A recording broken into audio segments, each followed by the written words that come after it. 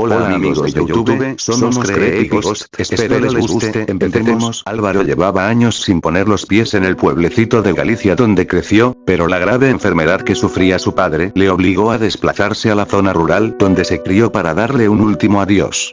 Por desgracia su padre tenía las horas contadas. Angustiado por el ambiente familiar que había en la que antes fue su casa, decidió salir a pasear para despejarse un poco. No le importó que ya hubieran pasado las 2 de la madrugada, tenía que separarse de sus hermanos, unos insensibles que, como parásitos y con su padre aún con vida, se repartían la herencia como hienas despedazan la carroña. Distraído, y con la mente en otro lado, caminaba por los abandonados caminos que llevaban a la ermita del pueblo, una pequeña iglesia que se cerró varios años atrás por el grave deterioro que había sufrido su tejado en una lluvia de granizo.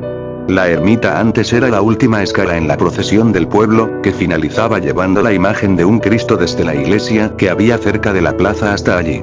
Pero cada vez eran menos los habitantes de la comarca y el pueblo parecía una fantasmagórica visión de lo que Álvaro recordaba de su niñez, por lo que la ermita nunca fue restaurada.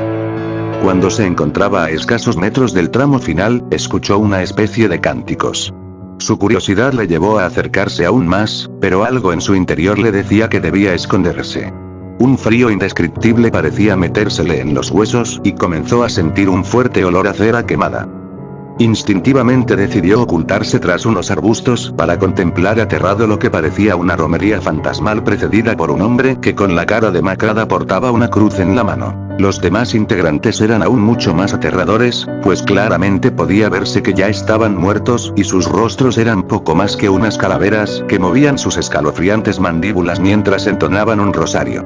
Todos los muertos portaban una vela en su mano y su lento paso parecía dirigirles directamente a la casa del padre de Álvaro. Álvaro, tan asustado como intrigado, decidió seguir a distancia a la cadavérica procesión, que cada vez se acercaba más a la que fue su casa, el lugar donde su padre sufría la agonía de una muerte lenta y dolorosa debido a una enfermedad letal. Hasta que sorprendentemente su padre apareció caminando y, sin mediar palabra, uno de los esqueletos envuelto en una túnica se le acercó y le ofreció una de las velas. Su padre, como hipnotizado, alargó la mano y la recogió, y tal y como había aparecido se esfumó en ese instante. El resto de integrantes de esa santa compañía también parecieron evaporarse en una extraña niebla. Todos, menos el portador de la cruz, el primer integrante de la procesión de muertos, que quedó tendido en el suelo durante unos segundos.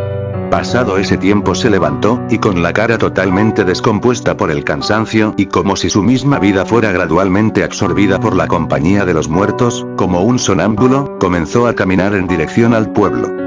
Álvaro estaba tan petrificado por el miedo que no podía moverse, solo el grito desgarrador de una de sus hermanas le despertó del shock en el que se encontraba.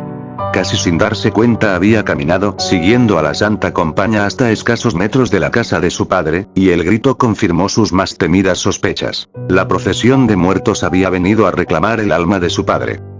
Corrió tan rápido como pudo hasta la habitación donde yacía su padre ya sin vida. Prácticamente toda la familia se encontraba con él en el momento que su alma abandonó su cuerpo.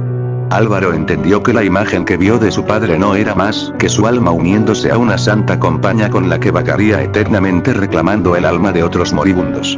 Bueno, me despido, denle like y suscríbanse, adiós.